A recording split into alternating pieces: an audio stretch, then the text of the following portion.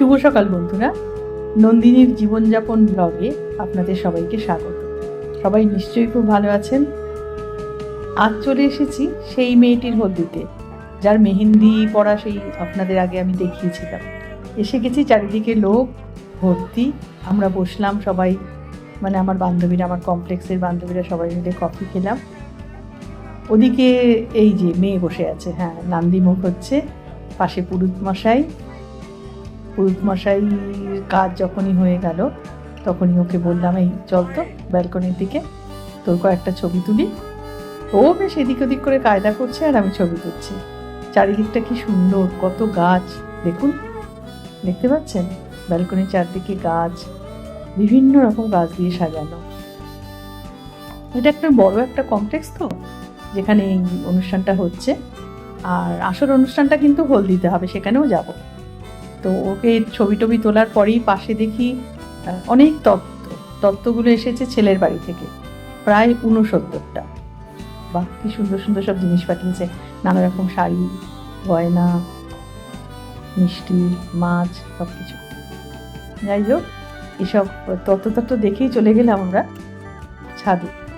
ছাদে এসে দেখি সেই হলদির জন্য যে অনুষ্ঠান হয় সেগুলো সবাই, আমার সেই বান্ধবী কিছু রয়েছে এবং ওদের যে এও লাগে না 7 জন, সেই তারা সব নানা রকমভাবে একদিকে রয়েছে। আমরা চলে গেলাম বান্ধবীরা অন্যদিকে, এবং ছবি তুলতে বললো ওরা, এবং আমি ছবি তুললাম। তো নানা রকম পোজ দিল, একটু ছবি টবি তুলে বিভিন্ন চারিদিকটায় বিভিন্ন ছিন্ন বিচ্ছিন্ন হয়ে আর কি সব জটলা হচ্ছে। তারপরে আমরা আস্তে আস্তে চলে এলাম সেই দিকে, যেখানে ওই আত্মীয়রা বসে 7 জন এও মিলে হলদি অনুষ্ঠানের সূচনা করছে। ফটোগ্রাফারও ছবি তুলতে ব্যস্ত। আর সবাই যে পরেছে দেখুন, লাল সাদা ঢাকাই শাড়ি, কি সুন্দর লাগছে। এটা আসলে মেয়ের বাড়ি থেকেই দিয়েছে, একই রকম ঢাকাই এটা সবাইকে দিয়েছে। তারপর ওদের সেই কিছু রিচুয়ালস আছে, সেগুলো মানা হলো। হলদি লাগানোর পরই মেয়ের মা করলেন বরণ মেয়েকে। আর প্রদীপ এত হাওয়া দিচ্ছে, প্রদীপ যাচ্ছে নিভে। ওই দেখুন, আলটিমেটলি বরণটা শেষ হলো মানে আমাদের হলদিটাও শেষ হয়ে গেল। তবে না, আমরা কিন্তু হলদি টলদি কেউ মাখিনি। আর আমরা ড্রেসও পরেছিলাম অন্যরকম, এভাবেই হয়েছিল যে মেয়ে পরবে হলুদ, আমরা পরবো সবুজ, সেভাবেই আমরা পরেছি।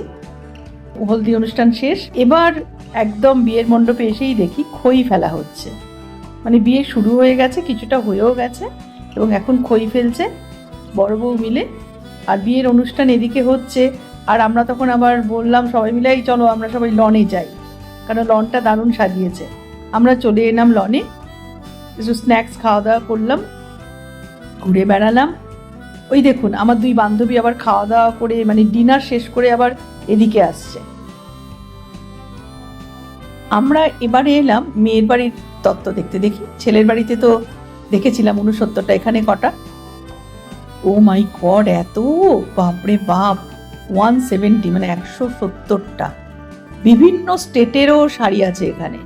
তাছাড়াও প্রচুর গয়না, প্রচুর মানে মিষ্টি, ফল, ফুল, তারপরে সাজার জিনিস, এতগুলো ট্রে পুরো সাজানো। সবাই আমরা হই হই করে দেখলাম। আর ওই বিভিন্ন স্টেটের শাড়িগুলো আমার বান্ধবীরা মিলে আবার বলছিল যে, আরে এটা তো ভালো, এটা তো ঠিক হয়নি, এটা একটু অন্যরকম হতো। বাট আলটিমেটলি দেখলাম এত সাজানো গোছানো, আর এত তত্ত্ব, সত্যি কত বছর বাদে দেখলাম। আমি জানি না, সেই বোধহয় ছোটোবেলায় কোনো একটা বিয়েতে দেখেছিলাম। তো হই হই করে আমরা সবাই মিলে কাটালাম। খাওয়া দাওয়া শেষে আবার সেই লনে একটা আড্ডা, সবাই মিলে আড্ডা হলো। আর ওদিকে এই দেখুন, আমার ছেলেপিলেরাও সব, আমাদের সব ছেলেপিলেরাও আনন্দ করছে, মজা হচ্ছে। তো কেমন লাগলো আপনাদের আমার সেই বিয়ে বাড়ি আর এই হলদি বাড়ি? নিশ্চয়ই ভালো লাগলো। কেমন লাগলো আমাকে কমেন্ট করে কিন্তু জানাবেন, আর একটু লাইক শেয়ার করে দেবেন, পাশে থাকবেন, আর সবাই ভালো থাকবেন। নমস্কার।